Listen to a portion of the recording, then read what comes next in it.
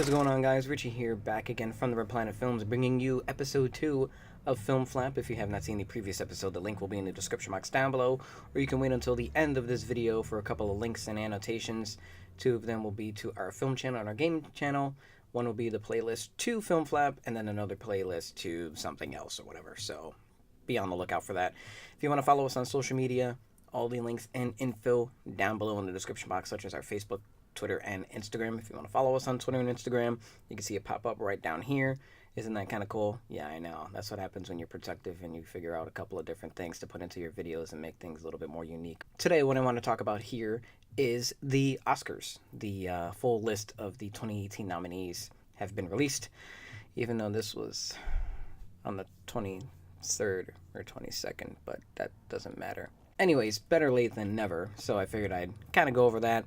And I'm going to be talking about Black Panther a little bit, some of the early reactions and everything like that. The world premiere was just a couple of days ago. Pretty cool to kind of see it happen and everything on Twitter and whatnot. Everybody was like in full costume. It looked pretty unique. It looked different. I was kind of enjoying what I was seeing. And I also want to touch on the Ant-Man and the Wasp trailer, but I'll leave that for a little bit later. Anyways, so right off the bat with these 2018 Oscar nominations. So right off the bat, Guillermo del Toro's Shape of Water is in the lead with 13 nominations. And number 2 is Dunkirk, directed by Christopher Nolan. So I'm just going to, go right out, and start. Is this on? Yeah, it's on. So here's the list of 2018 Oscar nominations. And this is from Variety.com. Best Picture, Call Me By Your Name. Never seen it. Darkest Hour. Never seen it. Dunkirk. Never seen it. Get Out. Great movie. Lady Bird. Never seen it. Phantom Thread. Never seen it. Never seen it. The Post. Never seen it. The Shape of Water. I want to see it. 3 Billboards Outside of Ebbing, Missouri.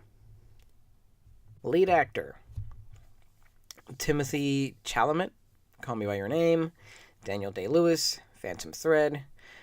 Daniel Kaluuya. Get Out. Gary Oldman, Darkest Hour. Denzel Washington, Roman J. Israel. Lead actress, Sally Hawkins, The Shape of Water. Frances McDormand, 3 Billboards Outside of Ebbing, Missouri. Margot Robbie and I, Tonya. Saoirse Ronan, oh my god. Wow. Lady Bird, Meryl Streep in The Post. When does Meryl Streep not get nominated? Just saying. Supporting actor, Willem Dafoe, The Florida Project. Woody Harrelson, 3 Billboards Outside Ebbing, Missouri. Richard Jenkins, The Shape of Water. Christopher Plummer, All the Money in the World. Sam Rockwell, 3 Billboards Outside Ebbing, Missouri. What is this movie? Supporting actress, Mary J. Blige in Mudbound. Allison Janney in I, Tonya. Leslie Manville, Phantom Thread. Laurie Metcalf, Lady Bird. Octavia Spencer, The Shape of Water. Director, Dunkirk, Christopher Nolan. Get Out, Jordan Peele. Lady Bird, Greta Gerwig. Phantom Thread, Paul Thomas Anderson. The Shape of Water, Guillermo del Toro. Animated feature, The Boss Baby. Tom McGrath and Ramsey Ann Nato. The Breadwinner, Nora Twomey. Anthony Leo. Coco, Lee Unkrich. Darla K. Anderson. Ferdinand, Carlos Saldana. Loving Vincent. What on? Loving Vincent. Dorada Kobila. Hugh Welkman. Sean Bobbitt. Ivan. Okay, that's enough. Animated short. Dear Basketball. Glenn Kane. Garden Party. Victor Kerr. Lou. Dave Mullins. Negative Space. Max Porter. Revolting Rhymes. Jacob. Okay. Adapted Screenplay. Call Me By Your Name. James Ivory. The Disaster Artist. Scott. Logan. Scott Frank and James Mangold and Michael Green. Pretty awesome to see a superhero movie getting nominated, which I will get to in just a second. Molly's Game, Aaron Sorkin and Mudbound, Virgil Williams and Dee Reese. Original Screenplay, The Big Sick, Get Out, Lady Bird, Shape of Water, Three Billboards Outside Ebbing, Missouri. Cinematography, Blade Runner 2049, ooh, Darkest Hour, Dunkirk, expected, Mudbound, and The Shape of Water, also expected. Best Documentary Feature, Abacus, Small Enough to Jail, Faces, Places, Icarus, Last Men in Aleppo, Strong Island. Best Documentary Short Subject, Edith and Eddie, Heaven is a Traffic Jam on the 405, Heroin, Knife Skills. Oof, that got grim for a second. Traffic Stop. Best Live Action Short Film, DeKalb Elementary, The 11 O'Clock, My Nephew Emmett, The Silent Child, Watu Wote / All of Us. Best Foreign Language Film, A Fantastic Woman, The Insult, Loveless, On Body and Soul, The Square. Film Editing, Baby Driver. Okay, that is definitely expected. Dunkirk, I can see that. I, Tonya, I don't know. The Shape of Water, sure. Three Billboards Outside Ebbing, Missouri. That movie's gotten a lot of nominations as well, even including the Golden Globes too. Almost drew a blank there. Sound editing, Baby Driver, yeah.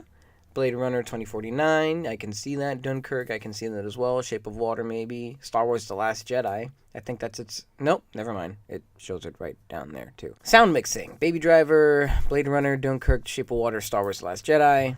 That's its second nomination.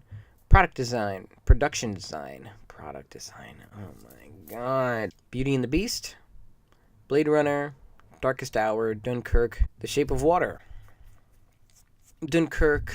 Oh, these are all original scores now. I'm all over the place. Original score, Dunkirk, Phantom Thread, Shape of Water, Star Wars, Three Billboards, yada, yada, yada. Original song, Mighty River from Mudbound, Mystery of Love from Call Me By Your Name, Remember Me from Coco, Stand Up For Something from Marshall, and This Is Me from The Greatest Showman. Oh, there goes a nomination for that film. Makeup and Hair, Darkest Hour, Victoria and Abdul, Wonder. Costume design, Beauty and the Beast, Darkest Hour, Phantom Thread, The Shape of Water, and Victoria and Abdul. Visual effects, Blade Runner, Expected, Guardians of the Galaxy, sure. Kong Skull Island, didn't see it. Star Wars Last Jedi. So that's going to do it for all of the 2018 Oscar nominations. And to get back into what I was just saying a little while ago about superhero films, a lot of people felt that Wonder Woman was snubbed, and another animated feature, Lego Batman. I have not seen Lego Batman, although I heard a lot of good things about it. Wonder Woman I did see, and I did really enjoy. I don't know if it's Oscar nominee worthy, though, and I don't mean to say that and sound sexist or anything like that, because anything I say in terms of that sort of whole regard is going to be taken and blown way out of proportion. But compared to some of the other films that were on this list and came out this year as well, I don't think Wonder Woman necessarily reaches that caliber of Oscar worthy. It did do a lot for women and female directors and actresses and all that, and it helped tremendously for the DCEU, even though Justice League got some pretty unfavorable reviews, even though I really enjoyed that movie, but my opinion clearly does not matter. I don't think it's, again, at that caliber to be Oscar nominated and whatnot. Maybe a Golden Globe would have been nice. I don't know, just so it didn't feel entirely snubbed.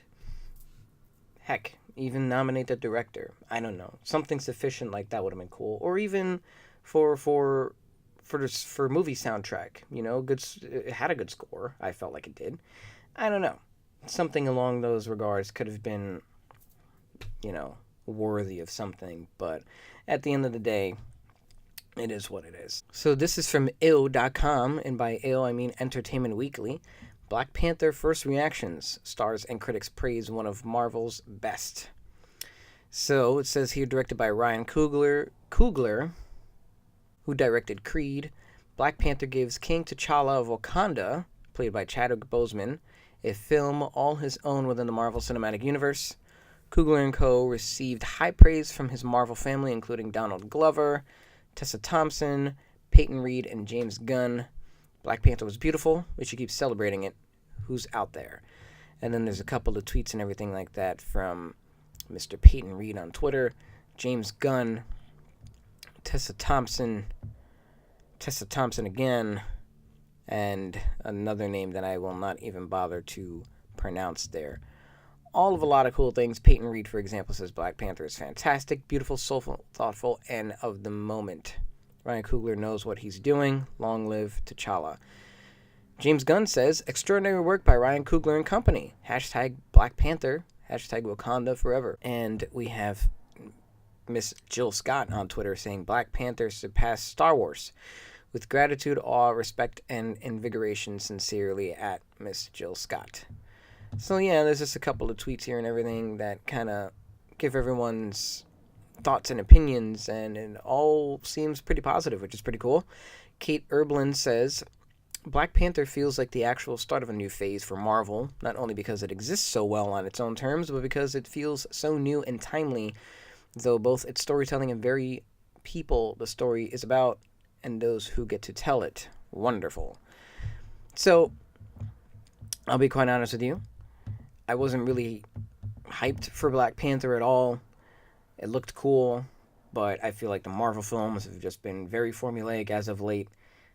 I think Civil War was like the last Marvel movie that I really enjoyed. Spider-Man I was very disappointed with, and Guardians of the Galaxy 2 I just felt like it was a rehash of the first film, and it was too cash grabby with Baby Groot for a younger demographic, but I digress. This is all stuff we're going to sweep under the rug for now. And I don't know, even with Thor, I felt like it was okay, but I feel like Black Panther might actually change it up a little bit. I'll go check it out on opening day. Maybe I'll do a movie review for you guys and whatnot. But, I mean, hey, it's looking pretty cool. It definitely does look a lot more diverse and a lot more different. The style looks pretty cool. So I think I definitely do want to check this out. You know, everything just seems very positive, and positivity is a good thing, especially in this day and age. So we definitely need more of it. So that's that. And lastly, but certainly not least, another Marvel movie we're going to touch upon is Ant-Man and the Wasp. The movie trailer just dropped the other day. Checked it out earlier today, actually, before I started filming this review, and well, it looks cute, I guess. It looks okay. I haven't seen the first Ant-Man film. A lot of people kind of seem to chastise me for it, but I kind of didn't really care about the character. I really would have liked to have seen Edgar Wright direct that movie. If you don't know what I'm talking about, he was slated to direct it, but there were some creative differences, if I'm not mistaken, and he dropped out of it. So I would have loved to have seen a Marvel movie and his sort of directorial vision and everything. I mean, if you watch Shaun of the Dead, Hot Fuzz, The World's End, Baby Driver, all very stylized in terms of direction. Even Scott Pilgrim versus the World. I don't know. I felt like there was a huge missed opportunity, and I hope Marvel brings him back for something else in the future, or tries to get him attached to something and just kind of give him creative reign and whatnot and whatever he wants to do. I mean, look at James Gunn in Guardians of the Galaxy. He's doing whatever he wants to do, and it's coming out to be pretty freaking good, if I'm not, mistaken. But, I don't know. Ant-Man and the Wasp looks interesting. His whole partner and everything, the Wasp, kind of joining his side. Maybe might give it a different dynamic. So, I don't know. I'm not really too sold on it quite yet, but I'm open. Just as the same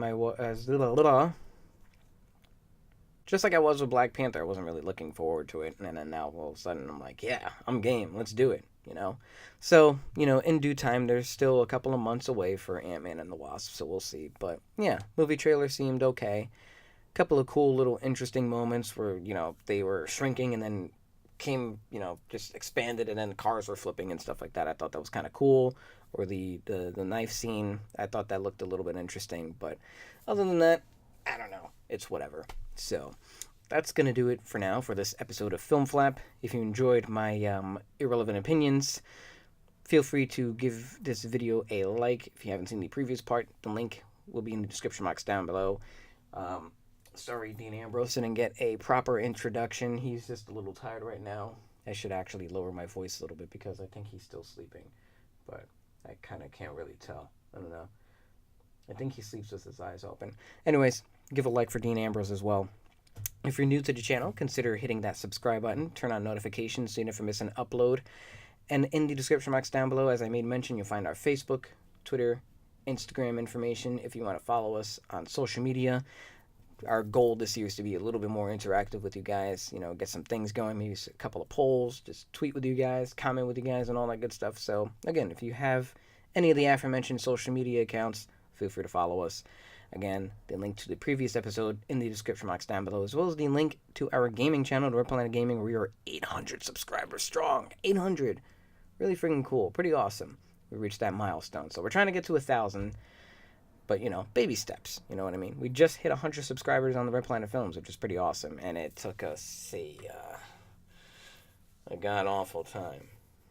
A very god-awful long time, I should say. I can't even speak because I'm too overwhelmed. Anyways, I guess this is just what happens when you decide to call out of work and play sick just to make YouTube videos and all that good stuff. But it is what it is, because I'm not going to make any money off of it anyway. So again, like, favorite, share, comment, subscribe, turn on notifications, check the description box, all that good stuff. Bye-bye, Dean. Bye-bye for now, and I will catch you guys in the next episode. So thank you all so much for tuning in.